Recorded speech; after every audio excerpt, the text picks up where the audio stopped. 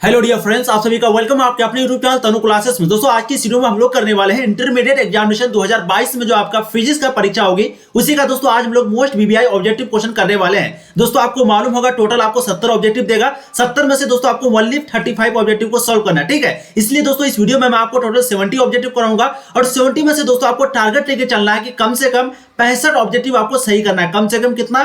65, ठीक है। क्योंकि आपको मालूम होना चाहिए टोटल आपका जो समय है वो 3 घंटा 15 मिनट में मिलेगा और 3 घंटा 15 मिनट में टोटल आपको दोस्तों 96 क्वेश्चन आपको मिलेगा। कितना? 96 क्वेश्चन। 96 क्वेश्चन में आपको 50% क्वेश्चन यानी कि लगभग आपको 50% क्वेश्चन जो है सॉल्व करना पड़ेगा, ठीक है। तो जैसे कि आपको मालूम है तो आपका पूरा पैटर्न बदल गया है 2021 से ही, तो इसलिए आप लोग फटाफट तैयारी करेंगे। आज जो है आपका फिजिक्स का है, वीवीआई ऑब्जेक्टिव क्वेश्चन है, सभी क्वेश्चन चुनाव का क्वेश्चन है, सभी आपके एग्जाम के लिए काफी इंपॉर्टेंट है। इसलिए आप लोग प्लीज ध्यान से देखेंगे। जो आपका 2022 में परीक्षा होने वाला फिजिक्स का 2 फरवरी को, वही प्रश्न दोस्तों आज की वीडियो में हम लोग करवाएंगे, ठीक है। टोटल आपको 1 से 70 तक का प्रश्न दिया हुआ रहेगा, उसमें से 4 विकल्प रहेगा, जिसमें से मात्र एक विकल्प यानी कि एक ऑप्शन आपका सही रहेगा, ठीक है। और ये आपको कहां पर भरना है? ओएमआर शीट में जो गोला मिलेगा उसी में आपको भरना है, ठीक है। लेकिन यहां पर दोस्तों आपको कमेंट सेक्शन में और चैट सेक्शन में मेरे साथ साथ फटाफट कमेंट करते हुए चलना है। और एक बात, आपको टोटल जो एग्जाम में जब आप बैठेंगे तो आपको मात्र 35 क्वेश्चन का ही आंसर देना है। अब ये नहीं कि 70 में से 65 का बना दिए, ठीक है। इससे आपका क्या होगा, एग्जामिनर जो है वो हो सकता है मार्क्स आपका काट दे। तो आपको कितना देना? 70 में से ओनली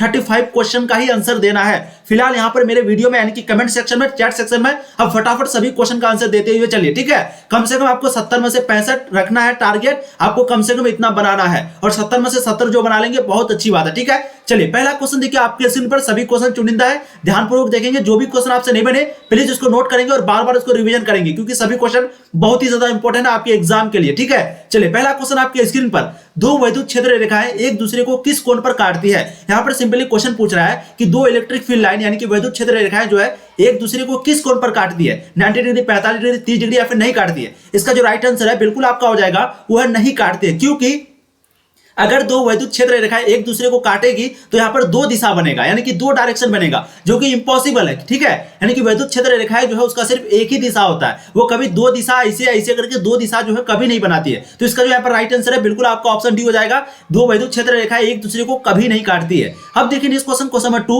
विद्युत आवेश का क्वांटम ईएसयू मात्रक में होता है, यानी कि विद्युत आवेश का जो क्वांटम है वो ईएसयू मात्रक में कितना होता है। बहुत ही ज्यादा इंपॉर्टेंट क्वेश्चन है और बिल्कुल इसका राइट आंसर आपका हो जाएगा ऑप्शन ए, यानी कि 4.78 into 10 पे पावर माइनस 10, 4.78 गुना 10 पे पावर माइनस 10 होता है। क्या होता है? ये ईएसयू मात्रक में विद्युत आवेश का क्वांटम होता है, ठीक है। तो राइट आंसर 22 का आपका हो जाएगा ऑप्शन ए। अब देखिए नेक्स्ट क्वेश्चन नंबर 3, स्थिर विद्युतीय क्षेत्र होता है संरक्षी, असंरक्षी या फिर कहीं संरक्षी या फिर कहीं असंरक्षी। तो यहाँ पर सिंपली क्वेश्चन पूछ रहा है स्थिर विद्युतीय क्षेत्र मतलब क्या, यानी कि वो विद्युत क्षेत्र जो कि एक जगह, यानी कि मान लेते हैं यहाँ पर चार्ज रुकी हुई है तो ये चार्ज जो है एक प्रकार का विद्युतीय क्षेत्र उत्पन्न करेगा, तो ये स्थिर रहेगा क्योंकि ये चार्ज जो है वो रुकी हुई है। जैसे कि आप कहीं पे बैठे हुए और मान लेते हैं आप चार्ज उत्पन्न करते, तो आप यहाँ पर बैठे हुए तो हो सकता है आप इतना ही चार्ज उत्पन्न करेंगे, ठीक है। तो ये है स्थिर विद्युतीय क्षेत्र। तो ये क्या होता है? संरक्षी, असंरक्षी क्या होता है? इसका जो राइट आंसर है बिल्कुल आपका हो जाएगा वो है संरक्षी, ठीक है। तो स्थिर विद्युतीय क्षेत्र जो है वो संरक्षी होता है, राइट आंसर आपका ऑप्शन ए हो जाएगा। चलिए देखते हैं नेक्स्ट क्वेश्चन नंबर 4,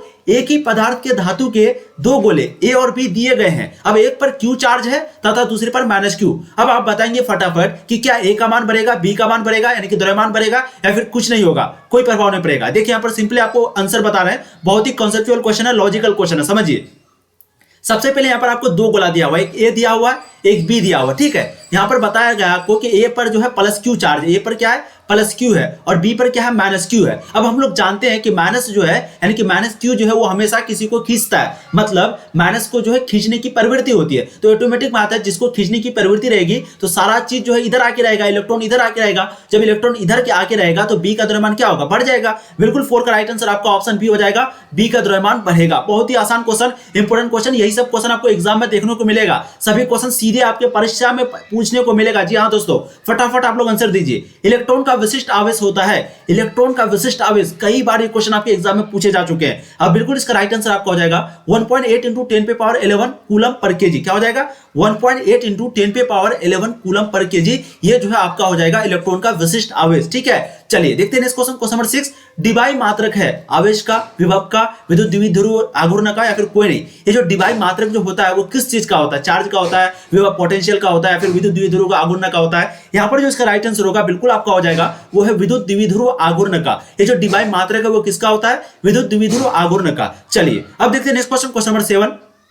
एक आवेशित चालक की सतह के किसी बिंदु पर विद्युतीय क्षेत्र की तीव्रता क्या होती है? यानी कि एक आवेशित चालक है उसके सतह पर जो है कोई बिंदु पर, यानी कि एक आवेशित चालक की सतह के किसी बिंदु पर विद्युतीय क्षेत्र की जो तीव्रता होती है, इंटेंसिटी होती है, वो कितना होती है? 0 होती है या फिर सतह के लंबवत यानी कि 90 डिग्री होती है या फिर सतह की स्पर्शी यानी कि छूती हुई गुजरती है या फिर 45 डिग्री एंगल पर होती है, कोण पर होती है। यहाँ पर जो इसका राइट आंसर है बिल्कुल आपका हो जाएगा वो है सतह के लंबवत होती है, यानी कि ऑप्शन बी। तो एक आवेशित चालक की सतह के किसी बिंदु पर विद्युत क्षेत्र की जो तीव्रता है वो सतह के लंबवत होती है, यानी कि 90 डिग्री एंगल पर होती है। कभी कभी आपको 90 डिग्री ऑप्शन दे देगा, आपको वही लगाना, ठीक है। चलिए देखते हैं नेक्स्ट क्वेश्चन नंबर 8। एक गोलीय चालक आविष्ट किया जाता है, इसके केंद्र पर विद्युत क्षेत्र की तीव्रता होगी। यानी कि एक गोलीय चालक जो है वो आविष्ट किया जाता है तो इसके जो केंद्र है उस पर विद्युत क्षेत्र की जो तीव्रता होगी वो कितनी होगी? अनंत यानी कि इन्फिनिटी, या फिर 0 यानी कि 0, या फिर सतह के बराबर, या फिर इनमें से कोई नहीं। इसका जो यहाँ पर राइट आंसर है बिल्कुल आपका हो जाएगा वो है 0, ठीक है। तो एक गोलीय चालक आविष्ट किया जाता है, इसके केंद्र पर विद्युत क्षेत्र की जो तीव्रता होगी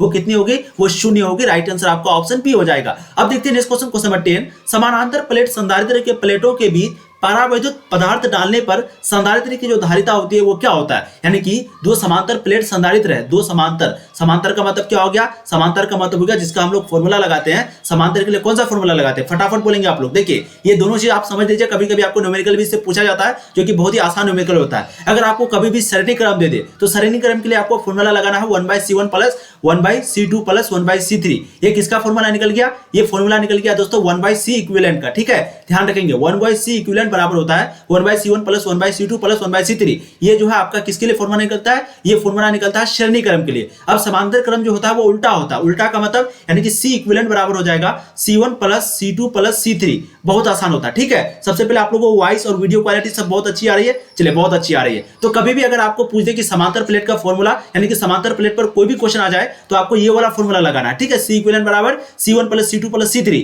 ठीक है। जहां पर C1 C2 ये जो संधारित्र का मान आपको दिया हुआ रहेगा, ठीक है। कभी कभी आपको C1 बराबर C, C2 बराबर C, C3 बराबर C क्वेश्चन में दिया हुआ रहता है। और आपको अगर श्रेणी क्रम पूछ दे तो आपको ये फॉर्मूला लगाना है। लेकिन यहाँ पर क्वेश्चन क्या पूछ रहा है कि समांतर प्लेट संधारित्र के प्लेटों के बीच परावैद्युत पदार्थ जो है डाला गया। अब बोलिए संधारित्र की जो भार है यानी कि जो धारिता है वो क्या होगी?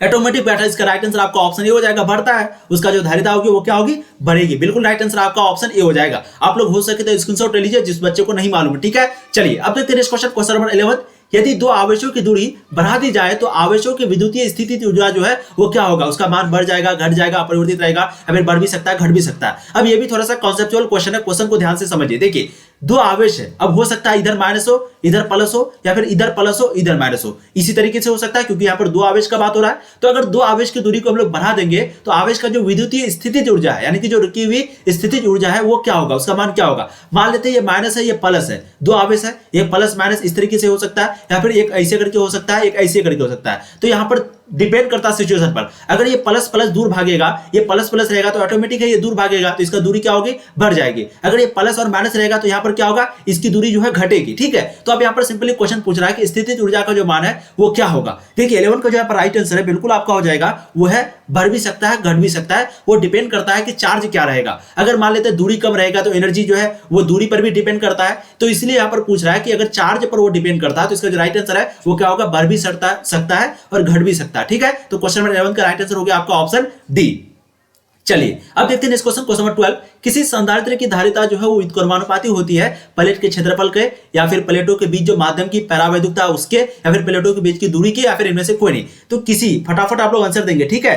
किसी संधारित्र की जो धारिता है वो व्युत्क्रमानुपाती होती है किस चीज की? यहाँ पर जो इसका राइट आंसर है बिल्कुल आपका हो जाएगा वो है प्लेटों के बीच माध्यम की परावैद्युकता की, ठीक है। तो किसी संधारित्र की धारिता जो है वो व्युत्क्रमानुपाती होती है यानी कि इन प्रोपोर्शनल होती है। यानी कि एक होते हैं डायरेक्टली प्रोपोर्शनल, एक होते हैं इनडायरेक्टली प्रोपोर्शनल। तो वो किसका होता है? प्लेटों के बीच माध्यम की परावैद्युकता का। राइट आंसर आपका ऑप्शन भी हो जाएगा क्वेश्चन नंबर 12 का। चलिए अब देखते हैं इस क्वेश्चन नंबर 13। किसी विभव मापी की संवेदनशीलता को बढ़ाने के लिए इसका अनुप्रस्थ क्षेत्रफल क्या बढ़ाना चाहिए, इसकी धारिता को घटाना चाहिए, इसकी धारिता को बढ़ाना चाहिए, या फिर इनमें से कोई नहीं। तो किसी विभव मापी की संवेदनशीलता को बढ़ाने के लिए क्या करना चाहिए। यहाँ पर जो इसका राइट आंसर है, करेक्ट आंसर बिल्कुल आपका ऑप्शन बी हो जाएगा। Will be the right answer of question 13 is option B, इसकी धारा को घटाना चाहिए। क्या हो जाएगा, इसकी धारा को घटाना चाहिए। तो किसी विभव मापी की संवेदनशीलता को बढ़ाने के लिए उसकी धारा को क्या करना चाहिए, घटाना चाहिए। राइट आंसर आपका ऑप्शन बी हो जाएगा। चलिए देखते हैं इस क्वेश्चन नंबर 14।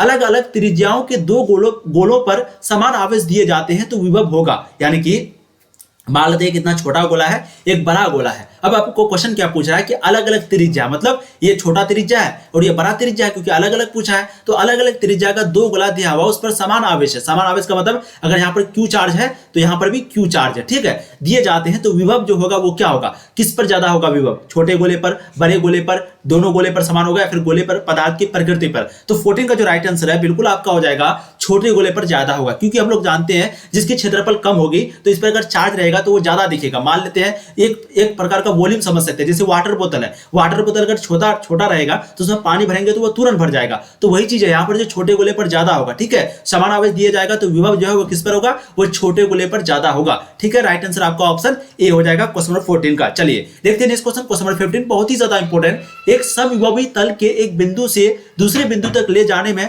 आवेश पर क्षेत्र द्वारा किया गया कार्य होगा। बहुत ही ज्यादा इंपॉर्टेंट, फटाफट आंसर दीजिए। तो फटाफट आप लोग आंसर दीजिए, बहुत ही ज्यादा इंपॉर्टेंट क्वेश्चन है, ठीक है। एक समविभवी तल के एक बिंदु से बिंदु तक ले जाने में आवेश पर क्षेत्र द्वारा किया गया जो कार्य होता है, यानी कि जो वर्क होता है वो क्या होता है, धनात्मक, ऋणात्मक, शून्य, या फिर इनमें से कोई नहीं। तो यहाँ पर जो इसका राइट आंसर है बिल्कुल आपका हो जाएगा वो है शून्य, ठीक है। तो एक समविभवी तल के एक बिंदु से दूसरे बिंदु तक ले जाने में जो आवेश है, यानी कि जो आवेश पर जो क्षेत्र द्वारा जो किया गया कार्य होगा वो कितना होगा, शून्य होगा। राइट आंसर आपका ऑप्शन सी हो जाएगा क्वेश्चन नंबर 15 का। चलिए अब देखते हैं नेक्स्ट क्वेश्चन, क्वेश्चन नंबर 16। किसी भूयोजित चालक को विद्युत रोधित आवेशित चालक के निकट ले जाने पर बाद वाले चालक की विद्युत धारिता का मान क्या होता है, घटता है, बढ़ता है, फिर अपरिवर्तित रहता है, या फिर शून्य हो जाता है। तो यहाँ पर जो इसका राइट आंसर है बिल्कुल आपका हो जाएगा वह बढ़ता है, यानी कि किसी भूयोजित चालक को विद्युत रोधित आवेशित चालक के निकट ले जाने पर बाद वाले चालक की जो विद्युत धारिता का मान है वो क्या होता है, बढ़ता है। राइट आंसर आपका ऑप्शन भी हो जाएगा क्वेश्चन नंबर 16 का। चलिए देखते हैं नेक्स्ट क्वेश्चन, क्वेश्चन नंबर 17। किसी विद्युतीय क्षेत्र में चालक को रखने पर उसके अंदर जो विद्युतीय क्षेत्र का मान होगा वो क्या होगा, यानी कि कोई विद्युतीय क्षेत्र है, इलेक्ट्रिक फील्ड है, वहां पर अगर कोई चालक को रखेंगे तो जो विद्युतीय, यानी कि जो चालक के अंदर विद्युतीय क्षेत्र है उसका मान क्या होगा, घट जाता है, बढ़ जाता है, शून्य होता है, फिर अपरिवर्तित रहता है, यानी कि कुछ नहीं होता है। यहाँ पर जो इसका राइट आंसर होगा बिल्कुल आपका हो जाएगा वह शून्य हो जाता है, यानी कि ऑप्शन सी, ठीक है। 17 का राइट आंसर क्या हो जाएगा, ऑप्शन सी, यानी कि किसी विद्युतीय क्षेत्र में चालक को रखने पर चालक के अंदर जो विद्युतीय क्षेत्र होता है उसका मान शून्य हो जाता है। राइट आंसर आपका ऑप्शन बी हो जाएगा क्वेश्चन नंबर 17 का। चलिए देखते हैं next question, question number 18। Van de Graaff जनित्र एक मशीन है जो उत्पन्न करता है, क्या उत्पन्न करता है, एनसी शक्ति, उच्च आवृत्ति की धाराएं, या फिर कई लाख वोल्ट का विभवांतर, या फिर केवल अल्प धारा। तो वांटी ग्राफ जनित्र जो है वो एक मशीन है, वो क्या उत्पन्न करता है। यहाँ पर जो उसका राइट आंसर है बिल्कुल आपका हो जाएगा वो है कई लाख वोल्ट का विभवांतर, ठीक है। तो ये क्वेश्चन बहुत बार पूछा गया है वांटी ग्राफ जनरेटर के बारे में, ठीक है। तो आपको सिंपली क्या लिखना है कि वांटी ग्राफ जनरेटर के बारे में, यानी कि जनित्र के बारे में जब भी आपको पूछे तो क्वेश्चन यही पूछता है कि वो वोल्ट का विभवांतर क्या होगा। यहाँ पर जो है कई लाख वोल्ट का विभवांतर उत्पन्न करता है। राइट आंसर आपका ऑप्शन सी हो जाएगा क्वेश्चन नंबर 18 का। चलिए देखते हैं इस क्वेश्चन, क्वेश्चन नंबर 19। फटाफट, यदि कई संधारित्र, बहुत ही इंपॉर्टेंट क्वेश्चन है, यदि कई संधारित्र उपलब्ध हो तो उनके समूहन से उच्चतम धारिता प्राप्त करने के लिए उन्हें जोड़ना चाहिए। यानी कि कोई संधारित्र है, कई संधारित्र है, अगर हम लोग उससे, यानी कि उसका समूह से उच्चतम धारिता प्राप्त करेंगे तो उन लोगों उसको कैसे करके जोड़ना पड़ेगा, यानी कि संधारित्र को कैसे जोड़ना पड़ेगा, श्रेणी में या फिर समांतर में। ये क्वेश्चन बहुत ही ज्यादा इंपॉर्टेंट है और इसका जो राइट आंसर यहाँ पर बिल्कुल आपका हो जाएगा वह समांतर क्रम में। यानी कि जब भी संधारित्र से अगर ज्यादा आपको उच्चतम धारिता चाहिए, ज्यादा उच्चतम धारिता अगर चाहिए तो उसको कैसे जोड़ना पड़ेगा, आपको समांतर क्रम में जोड़ना पड़ेगा वो संधारित्र को, ठीक है। यहाँ पर जो इसका राइट आंसर 19 का हुआ जाएगा आपका ऑप्शन बी। चलिए देखते हैं इस क्वेश्चन, क्वेश्चन नंबर 20। एक समांतर प्लेट संधारित्र की प्लेटों के बीच अभ्रक की एक पतली प्लेट रख देने पर उसकी धारिता क्या होती है, बढ़ती है, घटती है, समान रहती है, या फिर नेक्स्ट ऑप्शन आपका इनमें से कोई नहीं। तो एक समांतर प्लेट संधारित्र की प्लेटों के बीच अभ्रक की एक पतली प्लेट रख देने पर उसकी जो धारिता होती है वो क्या होती है। यहाँ पर जो इसका राइट आंसर क्वेश्चन नंबर 20 का बिल्कुल आपका हो जाएगा ऑप्शन ए, बढ़ती है, ठीक है। तो एक समानांतर प्लेट संधारित्र की प्लेटों के बीच अभ्रक की एक पतली प्लेट रख देने पर उसकी जो धारिता होती है वो बढ़ती है। 20 का राइट आंसर आपका ऑप्शन ए हो जाएगा। चलिए देखते हैं इस क्वेश्चन, क्वेश्चन नंबर 21। किसी वस्तु का परावैद्युत स्थिरांक हमेशा अधिक होता है, 0 से या फिर 0.5 से 5.5 या फिर 1 से या फिर 2 से। तो क्वेश्चन क्या पूछ रहा है कि किसी वस्तु का परावैद्युत स्थिरांक जो है वो हमेशा किससे अधिक होता है। यहाँ पर जो इसका राइट आंसर है बिल्कुल आपका हो जाएगा वो है 1 से, यानी कि ऑप्शन सी। तो किसी वस्तु का परावैद्युत स्थिरांक जो हमेशा अधिक होता है वो 1 से अधिक होता है, ठीक है। राइट आंसर यहाँ पर ऑप्शन सी हो जाएगा। चलिए देखते हैं नेक्स्ट क्वेश्चन, क्वेश्चन नंबर 22। आप लोग आंसर देते चलिए मेरे साथ साथ, जो भी नहीं बने प्लीज इसको नोट करेंगे, नहीं तो ये वीडियो देखने का आपको कोई भी फायदा नहीं होगा, ठीक है। देखिए नेक्स्ट क्वेश्चन, क्वेश्चन नंबर 22। निम्न में से कौन सा पदार्थ संयोजक तार बनाने के लिए सर्वाधिक उत्तम है? नाइक्रोम, टंगस्टन, तांबा, मैग्नीज। तो निम्न में से कौन सा तार है जो कि संयोजन तार बनाने के लिए सबसे ज्यादा अधिक उपयोगी है? यहाँ पर जो इसका राइट आंसर है बिल्कुल आपका हो जाएगा वो है तांबा। जी हाँ, इसका राइट आंसर क्या हो जाएगा? ऑप्शन सी तांबा। तो 22 का जो राइट आंसर है तांबा हो जाएगा। ये जो है सबसे उपयुक्त तार है, यानी पदार्थ संयोजन तार बनाने के लिए, ठीक है। चलिए अब देखते हैं क्वेश्चन, क्वेश्चन नंबर 23। फ्यूज तार किस पदार्थ से निर्मित होता है? तांबा से, टंगस्टन से, या फिर लेड टिन मिश्र धातु से, या फिर नाइक्रोम से। 23 का जो यहाँ पर राइट आंसर है बिल्कुल आपका हो जाएगा वो है लेड टिन मिश्र धातु। ये जो फ्यूज तार जो है वो किस पदार्थ से निर्मित होता है? बिल्कुल आपका राइट आंसर हो जाएगा लेड टिन मिश्र धातु, ठीक है। चलिए देखते हैं, बहुत बच्चे यहाँ पर ए भी बोलेंगे लेकिन इसका राइट आंसर यहाँ पर आपका ऑप्शन सी होगा। अब देखिए इस क्वेश्चन, क्वेश्चन नंबर 24। किरचॉफ का प्रथम नियम एवं द्वितीय नियम क्रम से आधारित है, यानी कि जो किरचॉफ का जो पहला नियम है और दूसरा नियम है वो किस पर आधारित है? ठीक है, क्रम से, यानी कि पहला नियम का पहले आपको बताना है फिर दूसरा नियम का बताना है। दोनों एक ही ऑप्शन में रहेगा। सबसे पहला ऑप्शन आपका आवेश संरक्षण एवं आवेश संवेग संरक्षण, या फिर पहला नियम है ऊर्जा संरक्षण पर और दूसरा नियम है आपका आवेश संरक्षण पर, या फिर पहला नियम है संवेग संरक्षण पर या फिर दूसरा नियम है आवेश संरक्षण पर। तो 24 का जो राइट आंसर है बिल्कुल आपका हो जाएगा आवेश संरक्षण एवं ऊर्जा संरक्षण, यानी कि जो किरचॉफ का जो पहला नियम है, जो प्रथम नियम है वो आवेश संरक्षण पर है और दूसरा जो नियम है दोस्तों वो किस पर आधारित है? वो है आपका ऊर्जा संरक्षण पर। तो राइट आंसर जो है आपका ऑप्शन डी हो जाएगा क्वेश्चन नंबर 24 का। चलिए देखते हैं नेक्स्ट क्वेश्चन, क्वेश्चन नंबर 25। तापक्रम बढ़ाने पर यदि प्रतिरोध घटता है तो वह है क्या है? अतिचालक है, अर्धचालक है, विद्युत रोधी है, फिर इनमें से कोई नहीं। तो तापक्रम बढ़ाने पर अगर प्रतिरोध घटेगा तो वो क्या है? 25 को जो यहाँ पर राइट आंसर है बिल्कुल इसका हो जाएगा आपका अर्धचालक, यानी कि ऑप्शन बी। तो तापक्रम बढ़ाने पर यदि प्रतिरोध घटता है तो वह है अर्धचालक। राइट आंसर आपका 25 का हो जाएगा ऑप्शन बी। अब देखते हैं नेक्स्ट क्वेश्चन, क्वेश्चन नंबर 26। यदि ताप का मान 3 डिग्री सेल्सियस से बढ़ा दिया जाए तो प्रतिरोधकता गुणांक का मान क्या होगा? बढ़ जाएगा, घट जाएगा, लगभग समान रहेगा, या फिर इनमें से कोई नहीं। तो यदि ताप का मान अगर 3 डिग्री सेल्सियस से बढ़ा देंगे तो प्रतिरोधकता का जो गुणांक है वो कितना बढ़ेगा? इसका जो यहाँ पर राइट आंसर है 26 का बिल्कुल आपका हो जाएगा लगभग समान रहेगा, यानी कि ऑप्शन सी, ठीक है। चलिए देखते हैं next question, question number 27। Switch on करने के बाद एक इलेक्ट्रिक बल्ब का ताप बढ़ता ही जाता है, या फिर प्रथम बढ़ता है फिर घटता है, या फिर पहले घटता है फिर बढ़ता है, या फिर बढ़ता है और तब स्थिर हो जाता है। तो स्विच ऑन करने पर जो एक इलेक्ट्रॉनिक बल्ब का जो ताप है, यानी कि जो टेम्परेचर है वो क्या होता है? 27 का जो राइट आंसर है बिल्कुल 27 का बहुत बच्चे यहाँ पर जो है वो लगाएंगे, वो हो सकता है लगाएंगे क्या कि पहले जो है नहीं बढ़ता है फिर घटता है, ठीक है। कोई लगाएंगे घटता है फिर बढ़ता है। देखिए घटता तो है नहीं, सबसे पहली बात वो हमेशा ताप, कोई भी बल्ब को अगर आप छुएंगे तो उसका टेम्परेचर पहले क्या होता है? पहले वो ठंडा रहता है फिर धीरे धीरे बढ़ता है फिर बढ़ते जाता है। लेकिन क्या होता है? पहले बढ़ता है लेकिन एक समय के बाद स्थिर हो जाता है। अगर वो बढ़ते रहेगा तो वो फिर क्या होगा? फट जाएगा, ठीक है। तो एक जो इलेक्ट्रिक बल्ब है, यानी कि जब आप स्विच को ऑन करेंगे तो इलेक्ट्रिक बल्ब जब जलेगा तो वो जलने के बाद जो है एक समय के बाद वो स्थिर हो जाता है, उसका जो टेम्परेचर वो स्थिर हो जाता है। अगर बढ़ते रहता है टेम्परेचर तो फिर एक समय आने के बाद वो बल्ब जो है वो फट जाएगा, जो कि इम्पॉसिबल है। तो ठीक है, यहाँ पर राइट आंसर जो है आपका ऑप्शन डी हो जाएगा। प्रथम बढ़ता है फिर उसके बाद स्थिर हो जाता है। 27 का राइट आंसर आपका ऑप्शन डी होगा। अब देखिए इस क्वेश्चन, क्वेश्चन नंबर 28। किसी चालक में विद्युत धारा के प्रवाह का कारण है, किसी चालक में विद्युत धारा का जो प्रवाह है किसके कारण? प्रतिरोध में अंतर के कारण, तापक्रम में अंतर के कारण, या फिर विद्युतीय विभवांतर में विद्युतीय विभव के में अंतर, या फिर इनमें से कोई नहीं। तो 28 का जो यहाँ पर राइट आंसर है बिल्कुल आपका हो जाएगा तापक्रम में अंतर के कारण। तो किसी चालक में विद्युत धारा के प्रवाह का कारण है तापक्रम में अंतर के कारण। राइट आंसर आपका 28 का ऑप्शन बी हो जाएगा। चलिए देखते हैं question, question number 29। Electron volt द्वारा मापा जाता है, बहुत ही ज्यादा इंपॉर्टेंट क्वेश्चन है। इलेक्ट्रॉन वोल्ट के द्वारा किसको मापते हैं? आवेश को, यानी कि चार्ज को, या फिर विभवांतर को, या फिर करंट को, या फिर इनमें से कोई नहीं, ठीक है। तो बहुत ही ज्यादा इंपॉर्टेंट क्वेश्चन है और बिल्कुल इसका राइट आंसर आपका हो जाएगा यहाँ पर इनमें से कोई नहीं, ठीक है। तो इलेक्ट्रॉन वोल्ट के द्वारा मापा जाता है। 29 का यहाँ पर राइट आंसर क्या हो जाएगा? Option D. चलिए अब देखते हैं इस क्वेश्चन, क्वेश्चन नंबर 30। ऋणावेश का प्रवाह होता है, ऋणावेश का जो प्रवाह होता है किस तरीके से होता है? निम्न विभव से उच्च विभव की ओर, या फिर उच्च विभव से निम्न विभव की ओर, या फिर विभव जो है वो आजाद होता है, यानी कि स्वतंत्र होता है, या फिर इनमें से कोई नहीं। तो ऋणावेश का जो प्रवाह होता है वो कैसे होता है? यहाँ पर जो इसका राइट आंसर है बिल्कुल आपका हो जाएगा निम्न विभव से उच्च विभव की ओर, यानी कि नीचे से लेकर के ऊपर की ओर जो है ऋण आवेश का प्रवाह होता है। तो माइनस जो है वो हमेशा नीचे विभव, यानी कि निम्न विभव से उच्च विभव की ओर जाती है। राइट आंसर आपका 30 का ऑप्शन ए हो जाएगा। चलिए देखते हैं नेक्स्ट क्वेश्चन, क्वेश्चन नंबर 31। ताप वैद्युत युग्म में प्रवाहित धारा को कहा जाता है? सीबेक धारा, या फिर जूल धारा, या फिर पेल्टियर धारा, या फिर इनमें से कोई नहीं। तो ताप वैद्युत युग्म में प्रवाहित धारा को कहा जाता है? यहाँ पर जो इसका राइट आंसर है बिल्कुल आपका हो जाएगा वो है सीवेक धारा। ठीक है, तो ताप वैद्युत युग्म में जो प्रवाहित धारा होती है उसको क्या बोला जाता है? उसको बोला जाता है सीवेक धारा। राइट आंसर आपका ऑप्शन ये हो जाएगा क्वेश्चन नंबर 31 का। चलिए देखते हैं इस क्वेश्चन नंबर 32।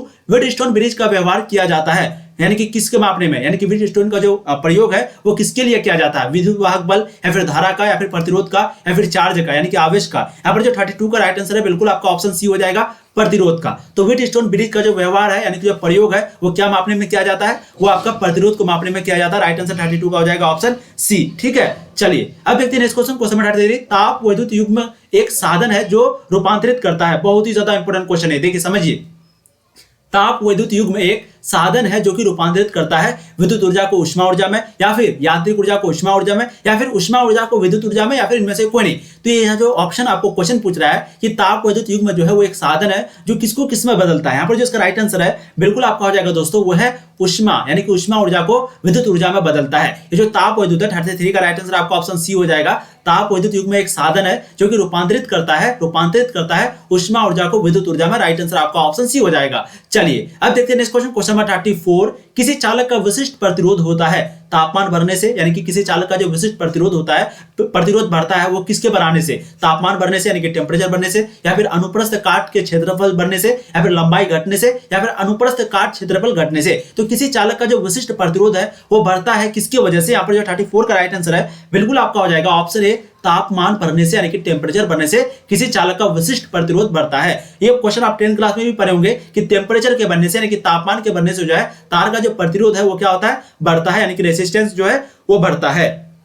चलिए देखते हैं इस क्वेश्चन नंबर 35। बहुत ही ज्यादा इंपॉर्टेंट क्वेश्चन है। किसी वस्तु पर आवेश की न्यूनतम मात्रा कम नहीं हो सकती, कितना कूलम से? 1.6 × 10⁻⁻19 कूलम, या फिर 3.2 × 10⁻⁻19 कूलम, या फिर 4.8 × 10⁻⁻19 कूलम। तो किसी वस्तु पर चार्ज जो है वो न्यूनतम यानी कि इतना से कम नहीं होगा, कितना से? फटाफट आप लोग आंसर देंगे। बिल्कुल यहाँ पर इसका राइट आंसर हो जाएगा 1.6 × 10⁻⁻19 कूलम से किसी भी आवेश पर इससे कम चार्ज जो है नहीं हो सकता। तो यहाँ पर जो राइट आंसर है बिल्कुल आपका ऑप्शन ए हो जाएगा। अब देखिए इस क्वेश्चन नंबर 36।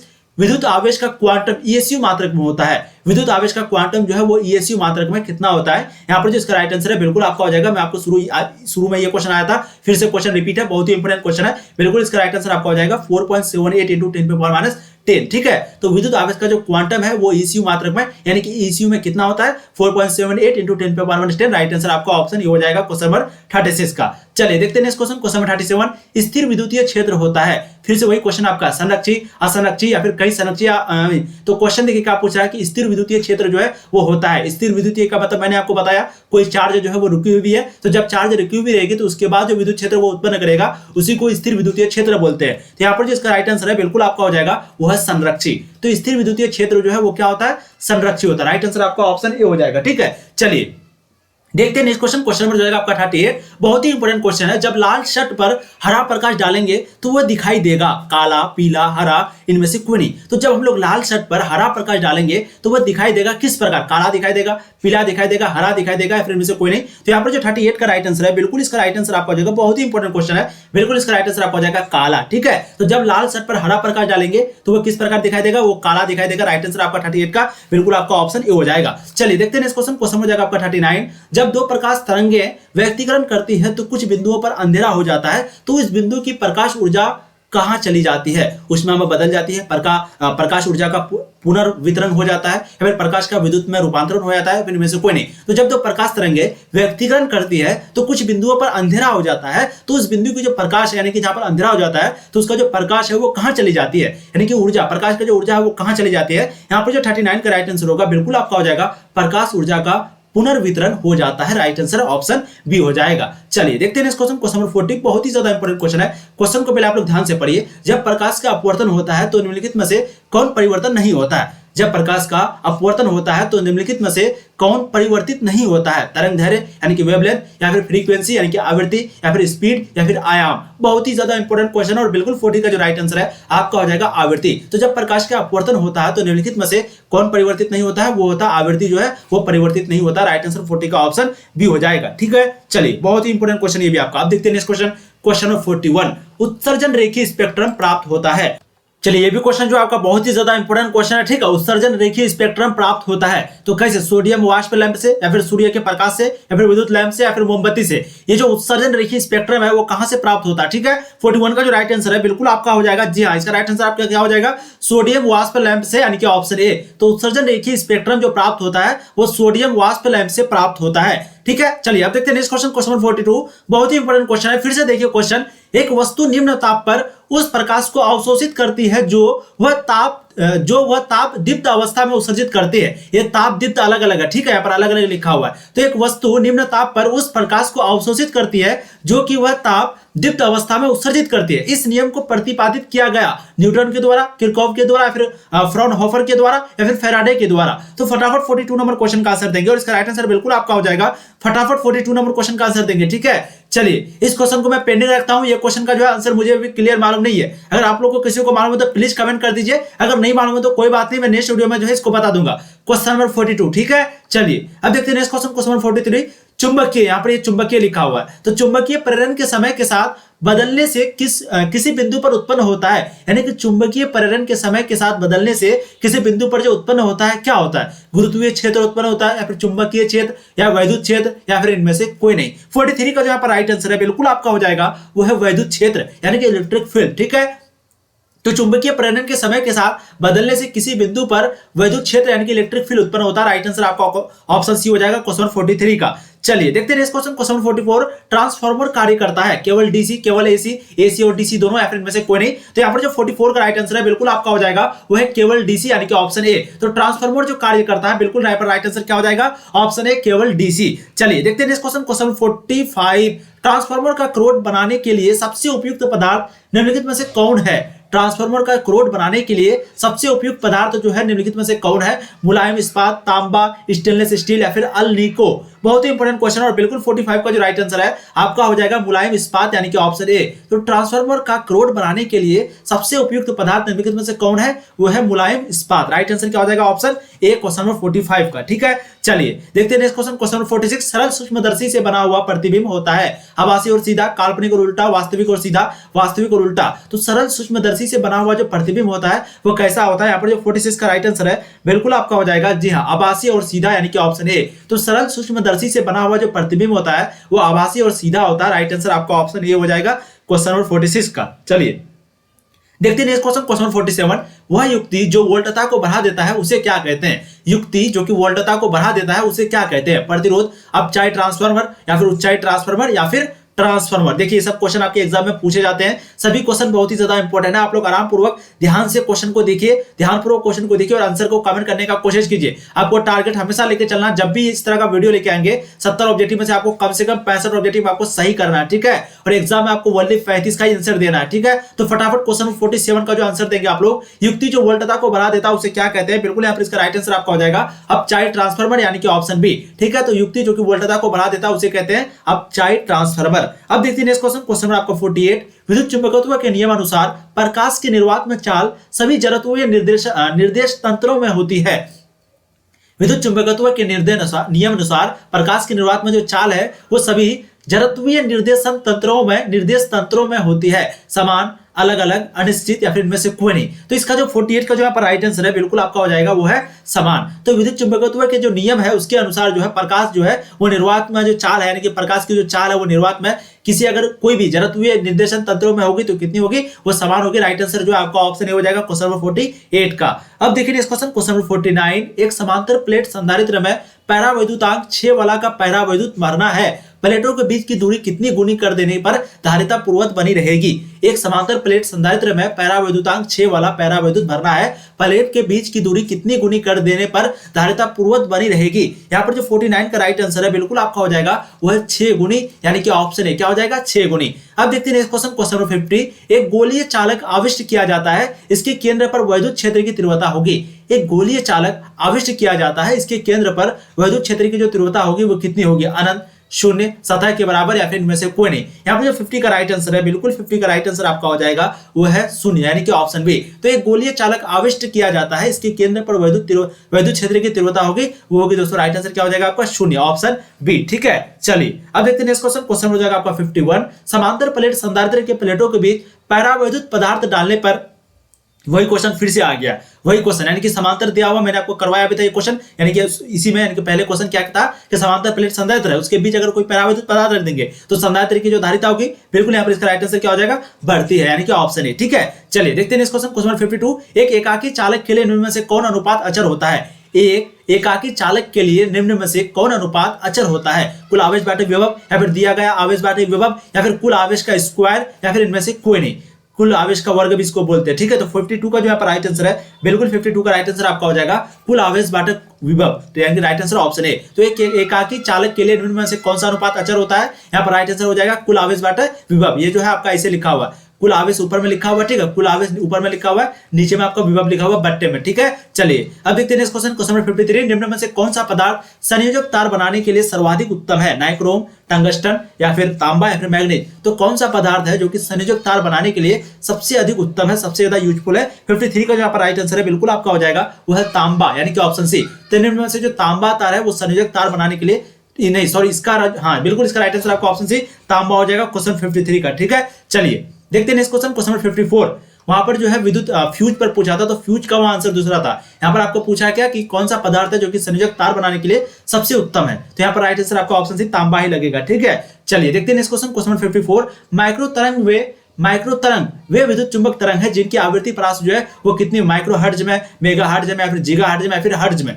तो माइक्रो तरंग वे विद्युत चुंबक तरंग है जिनकी जो आवृत्ति परास होती है वो कितनी होती है, मतलब किसमें होती है? 54 का जो राइट आंसर है बिल्कुल आपका हो जाएगा जीगा हर्ट्ज, यानी कि ऑप्शन सी। ठीक है, चलिए अब देखते हैं इस क्वेश्चन नंबर 55। त्वरित आवेश उत्पन्न करती है अल्फा किरणें, गामा किरणें, बीटा किरणें, या फिर विद्युत चुंबकीय तरंगे? ये जो त्वरित आवेश है, एक्सेलरेटेड जो चार्ज है वो उत्पन्न करती है, क्या उत्पन्न करती है? फटाफट आंसर देंगे, बिल्कुल इसका राइट आंसर आपका हो जाएगा विद्युत चुंबकीय तरंगे, यानी कि ऑप्शन डी। तो त्वरित आवेश जो उत्पन्न करती है वो क्या उत्पन्न करती है? विद्युत चुंबकीय तरंगे। राइट आंसर आपका ऑप्शन डी हो जाएगा क्वेश्चन 55 का। अब देखिए इस क्वेश्चन नंबर 56। इनमें से किस विद्युत चुंबकीय तरंग स्पेक्ट्रम का सबसे लघु तरंग दैर्घ्य होता है? इनमें से किस विद्युत चुंबकीय तरंग स्पेक्ट्रम का जो सबसे लघु तरंग दैर्घ्य जो होता है वो किसका होता है? मैक्रो तरंग का, परावैगनी का, एक्स किरण का, या फिर गामा किरण का? 56 का जो राइट आंसर है बिल्कुल आपका हो जाएगा वो है गामा किरण का। तो इनमें से गामा किरण का जो विद्युत चुंबकीय तरंग है वो स्पेक्ट्रम का सबसे लघु, सबसे शॉर्ट तरंग दैर्घ्य होता है, यानी कि वेवलेंथ होता है। राइट आंसर आपका ऑप्शन डी हो जाएगा क्वेश्चन 56 का। ठीक है, चलिए देखते हैं इस क्वेश्चन नंबर 57। विद्युत चुंबकीय तरंग होता है अनुदैर्घ्य, अनुप्रस्थ, परगामी तरंग, इनमें से कोई नहीं। ये जो विद्युत चुंबकीय तरंग होता है वो कैसा होता है? 57 को जो यहाँ पर राइट आंसर है बिल्कुल आपका हो जाएगा वो है अनुप्रस्थ, यानी कि ऑप्शन बी। तो विद्युत चुंबकीय तरंग होता है वो अनुप्रस्थ होता है। 57 का जो राइट आंसर है बिल्कुल आपका ऑप्शन बी हो जाएगा। अब देखते हैं इस क्वेश्चन 58। इनमें से कौन सा अवरक्त तरंग दैर्घ्य है? इनमें से कौन अवरक्त तरंग दैर्घ्य है? फटाफट आंसर देंगे, और बिल्कुल यहाँ पर इसका राइट आंसर आपका करेक्ट आंसर हो जाएगा वो है 10 पे पावर -4 सेंटीमीटर, यानी कि ऑप्शन ए। ठीक है, तो इनमें से कौन सा अवरक्त तरंग दैर्घ्य है, यानी कि अवरक्त वेवलेंथ है? इसका राइट आंसर आपका हो जाएगा 10 पे power -4 centimetre, option A 58 number का। चलिए अब देखते हैं इस क्वेश्चन नंबर 59। फ्यूज तार किस पदार्थ से निर्मित होती है? फ्यूज तार किस पदार्थ से बना हुआ होता है? तांबा, टंगस्टन, लेड, टिन मिश्र धातु, नाइक्रोम? ये क्वेश्चन मैंने आपको करवाया था शुरू में, बिल्कुल वही क्वेश्चन फिर से रिपीट हो गया। इसका राइट आंसर क्या हो जाएगा? लेड, टिन मिश्र धातु। इसी के बारे में बोल रहे थे कि फ्यूज तार जो है वो किस पदार्थ का बना होता है, तो वो तांबा, यानी कि लेड, टिन मिश्र धातु का। तांबा का नहीं, बहुत बच्चा तांबा लगाते हैं। तांबा के बारे में मैंने क्या बताया? सर्वाधिक उत्तम है ये। ठीक है, चलिए अब देखते हैं इस क्वेश्चन नंबर 60। प्रयोगशालाओं को बैक्टीरिया से मुक्त कराने में उपयोग की जाती है अल्ट्रावायलेट किरणें, यानी कि यूवी किरणें का, या फिर आवर्त किरणें का, या फिर दृश्य प्रकाश का, या फिर इनमें से कोई नहीं। तो प्रयोगशालाओं में जो बैक्टीरिया होती है, यानी कि प्रयोगशालाओं को बैक्टीरिया से मुक्त कराने के लिए जो है कौन सा किरणें का उपयोग की जाती है? यहाँ पर जो इसका राइट आंसर है 60 का बिल्कुल आपका हो जाएगा वो है अल्ट्रावायलेट किरणें, यानी कि यूवी रीजन। क्या हो जाएगा? ऑप्शन ए आपका राइट आंसर हो जाएगा। अब देखिए इस क्वेश्चन नंबर 61। 3 प्रतिरोधक जिनमें से प्रत्येक का प्रतिरोध R है। फटाफट, ये क्वेश्चन बहुत ही इंपॉर्टेंट। देखिए 3 प्रतिरोध है जिनमें से प्रत्येक का प्रतिरोध जो है वो R दिया हुआ है। ये अलग अलग तरीकों से जो है संयोजित किया गया है, यानी कि जोड़ा गया है। इनमें से जो प्राप्त होगा कौन सा प्राप्त नहीं हो सकता? क्वेश्चन क्या पूछ रहा है? कौन सा प्राप्त नहीं हो सकता? यहाँ पर जो इसका एब्सोल्यूट, इसका राइट आंसर आपका क्या हो जाएगा? 2R/4, option B. ये क्वेश्चन एनसीईआरटी पैटर्न पे क्वेश्चन है, और जब भी आपको पूछेगा सेम टू सेम इसी तरह का क्वेश्चन पूछता है। ठीक है, तो यहाँ पर आपको डायरेक्ट ऑप्शन लगा देना है 2R/4 जो है ये प्राप्त नहीं हो सकता। ठीक है, 61 नंबर का राइट आंसर ऑप्शन बी हो जाएगा। अब देखिए इस क्वेश्चन नंबर 62। स्काई वेव संचार आधारित है? आयन मंडल द्वारा परावर्तन पर, आयन मंडल द्वारा अवशोषण पर, आयन मंडल में संचरण पर, या फिर इनमें से कोई नहीं। तो स्काई वेव जो संचार आधारित है वो किस पर है? बिल्कुल यहाँ पर इसका राइट आंसर आपका हो जाएगा वह आयन मंडल में संचारण पर, यानी कि ऑप्शन सी। बहुत ही ज्यादा इंपॉर्टेंट क्वेश्चन है। अभी तक जो भी वीडियो को लाइक नहीं किए हैं, जो भी बच्चे वीडियो को लाइक नहीं किए, प्लीज वीडियो को लाइक करेंगे, क्योंकि दोस्तों आप लोगों के लिए बहुत ज्यादा मेहनत हो रही है। एक एक वीडियो बनाने में बहुत मेहनत लगती है दोस्तों, इसलिए प्लीज वीडियो को शेयर करेंगे अपने दोस्तों को, जितने भी आपके दोस्त लोग हैं उसको प्लीज शेयर करेंगे, और चैनल पे पहली बार आए सब्सक्राइब कीजिए, क्योंकि यहाँ पर आपको पूर्ण तरीके से तैयारी कराई जाती है। ठीक है, चलिए नेक्स्ट क्वेश्चन देखिए, क्वेश्चन नंबर 63। रेडियो तरंगों का परावर्तन होता है आयनोस्फीयर से, या फिर बहुत ही इंपॉर्टेंट क्वेश्चन है ये, देखिए ध्यान से, रेडियो तरंगों का यानी कि रेडियो तरंगों का जो परावर्तन होता है वो कहां से परावर्तन होता है? आयनोस्फीयर से, या फिर स्ट्रेटोस्फीयर से, या फिर ट्रोपोस्फीयर से, या फिर इनमें से कोई नहीं। ये जो रेडियो तरंगों का जो परावर्तन होता है वो कहां से होता है? 63 का जो यहाँ पर राइट आंसर है बिल्कुल आपका हो जाएगा आयनोस्फीयर से, यानी कि ऑप्शन ए। तो रेडियो तरंगों का परावर्तन होता है आयनोस्फीयर से। अब देखिए नेक्स्ट क्वेश्चन, क्वेश्चन नंबर 64। त्वरित आवेश उत्पन्न करती है अल्फा किरणें, गामा किरणें, बीटा किरणें, विद्युत चुम्बकीय तरंग। ये जो त्वरित आवेश उत्पन्न करती है वो क्या उत्पन्न करती है? 64 का जो यहाँ पर राइट आंसर है बिल्कुल आपका हो जाएगा वह विद्युत चुम्बकीय तरंग, यानी कि ऑप्शन डी। क्या हो जाएगा? विद्युत चुम्बकीय तरंग। तो त्वरित आवेश जो उत्पन्न करती है वो विद्युत चुम्बकीय तरंग उत्पन्न करती है। 64 का राइट आंसर ऑप्शन डी होगा। देखिए next question, question number 65। Lorentz बल की दिशा ज्ञात करने का नियम है फ्लेमिंग का बाएं हाथ का नियम। मैं आपको बताया हूं फ्लेमिंग का बाएं हाथ का नियम क्या होता है, मैं आपको बहुत अच्छे से बताया हूं, इसलिए आप लोग को याद रखना। क्वेश्चन पूछा जाता है कभी कभी आपको लघु उत्तर में पूछ देगा, लघु उत्तरीय प्रश्न में, कि फ्लेमिंग का बाएं हाथ का नियम बताएं या फिर दाएं हाथ का नियम बताएं। 10th क्लास से आप लोग सब पढ़ते आ रहे हैं। ठीक है, तो यहाँ पर क्वेश्चन क्या है कि लॉरेंज बल की दिशा ज्ञात करने का नियम है, यानी कि लॉरेंज बल की दिशा को ज्ञात करेंगे, डायरेक्शन को ज्ञात करेंगे, दिशा को ज्ञात करेंगे, तो उसके लिए कौन सा नियम लगेगा? यहाँ पर जिसका राइट आंसर है बिल्कुल आपका हो जाएगा फ्लेमिंग का बाएं हाथ का नियम, यानी कि ऑप्शन ए। तो लॉरेंज बल की दिशा को यानी कि डायरेक्शन को पता लगाने के लिए फ्लेमिंग का बाएं हाथ का उपयोग, यानी कि फ्लेमिंग का बाएं हाथ का नियम, रूल का जो है उपयोग करना पड़ेगा। देखिए नेक्स्ट क्वेश्चन, क्वेश्चन नंबर 66। एक तार में विद्युत धारा पश्चिम से पूर्व की ओर प्रवाहित हो रही है, जो कि उत्तर की ओर दिष्ट चुंबकीय क्षेत्र में रखा है, तो तार पर कार्यशील बल की दिशा होगी। एक तार में विद्युत धारा जो है वो पश्चिम से पूर्व की ओर प्रवाहित होती है, अब उत्तर की ओर दिष्ट चुंबकीय क्षेत्र में रखा है, और चुंबकीय क्षेत्र जो है, दिष्ट चुंबकीय क्षेत्र जो है वो किधर रखा है? उत्तर की ओर। अब यहाँ पर जो कार्यशील बल होगा चुंबक पर वो पूर्व की ओर होगा, पश्चिम की ओर होगा, या फिर ऊर्ध्वाधर नीचे की ओर, या फिर ऊर्ध्वाधर ऊपर की ओर। यहाँ पर जो इसका राइट आंसर है बिल्कुल आपका हो जाएगा वह ऊर्ध्वाधर ऊपर की ओर, यानी कि ऑप्शन डी। ठीक है, चलिए देखते हैं नेक्स्ट क्वेश्चन, क्वेश्चन नंबर 67।